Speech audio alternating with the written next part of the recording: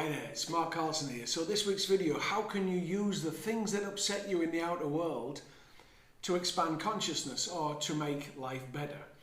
So anything that upsets you in the outer world, whether it's something big like the state of affairs at the moment in the world, or whether it's from one single person, whether it's a group of people, whether it's a political side, whether it's a point of view of somebody else, whatever it is that upsets you, what must be recognized absolutely always is that the upset is only ever going on inside of you, that you know of. You may have friends that will agree with you about your points of view, but the upset is only ever occurring for you inside of you.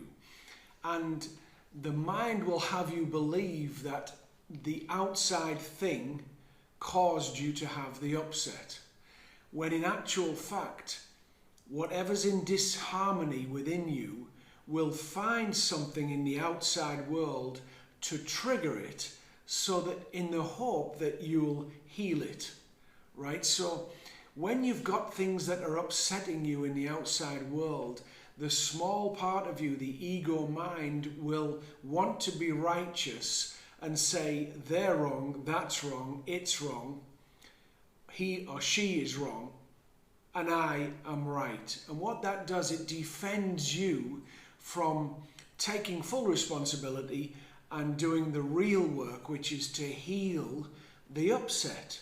So the story that you think is causing the upset is not really the point. But if your ego mind keeps you on the story, you don't expand. You don't see the opportunity for expansion either. So what you've got to recognize is that when there's an upset, the upset is already inside of you. It's always been there. Now, it might not be related to the actual story, but something within the story at the belief level, at the core level, will have a trigger within it, right? And the trigger is from this disharmonious energy. And in actual fact, it is the disharmonious energy that calls you to have the experiences in the outside world that upset you, as I said, in the hope that you'll then look at it, because you can't look at it if the upset doesn't come up. So we need something in the outside to trigger the upset on the inside, so that then we'll do the work in healing it. But the ego mind doesn't want to believe it's got anything to do with us. It wants to say that it's the outside stuff that's causing me to be upset and angry. It's because of those people, or that belief, or that group of people, or those people that did that, or him or her, or wife or husband, or children, or whatever it is. It will have you believe that the outside world is causing the upset inside of you. But the deeper healing is being called for here. There's a deeper healing, but you've got to move to a higher level of consciousness to heal it. And that higher level of consciousness needs to absolutely own 100% the disharmonious energy or the upset.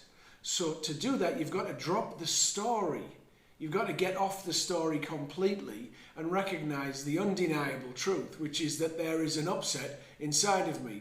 Yes, it looks like it's because of that I've just seen on the video, or because of that I've just seen on the news, or because of what he just said to me, or what she just did to me. All of those things. But the undeniable truth is that there's an upset going on inside of me. So if I stop and turn my attention in and look at the upset and recognize that the upset was always there, because actually we are not victims to circumstance. We are creators of reality. I want to say that to you again. We are not victims to circumstance. We are creators of reality. So anything that is going on around me is at some place within me being caused by me. Right? Not at the conscious level. I don't consciously go out and say, please upset me. Right? I don't do that. But things go on in life, and I'm literally unconsciously attracted to them. so that I'll heal these upsets inside. So right now, when you're looking at the world as you look at it, anything that upsets you, recognize, okay, that's come in and triggered at my causal pattern level something within me that wants attention, that wants healing, right? So then I've got absolute power. Then I can drive again, right? I'm not a victim anymore. Then I recognize, okay, my unconscious, which always has my back, my soul level, which always has my back, is working here to get me to heal things, to expand my consciousness. So for me to expand my consciousness, I've got to heal things on the road to that expanded consciousness. So as I go along that road to get to a high level of consciousness, there are going to be blockages on the way that need healing. And I experience them via the situations that come at me in the outside world to trigger me. Okay, so when they're triggered, I look at myself and I say, let me heal that inside. Let me forget the story and let me balance the disharmonious energy inside of me. And when that is balanced, when you're able to heal that, first and foremost, you've got to recognize that it's your emotion going on and it's always been yours, and that's the trigger only. Then you've got to do the healing. And you do the healing by loving yourself even though. And the easiest way to love self is to forgive yourself. So you simply say, I forgive myself for having this upset. There are other more complex ways to heal it, but essentially this is the easiest way and it will work. I forgive myself for having this conflict within me. I forgive myself for having this disharmony within me. I forgive myself for being upset right now in whichever way. I forgive myself for being afraid, for being sad. I forgive myself wholeheartedly in every relationship and context in context to this hurt that I have right now. Now, as you do that and you heal and expand, the similar sort of messages on the outside that were upsetting you won't upset you anymore, and you'll be able to move to a more compassionate place. It's only when we heal our own stuff that we can be compassionate with more things in the outside world. You see, if I'm not healed on the inside world, anything that relates to where I'm not healed will upset me, and I'll judge that person, I'll judge that situation, I'll judge that group of people, or I'll judge that whole political side, whatever it is, because they're representing something within myself that needs healing.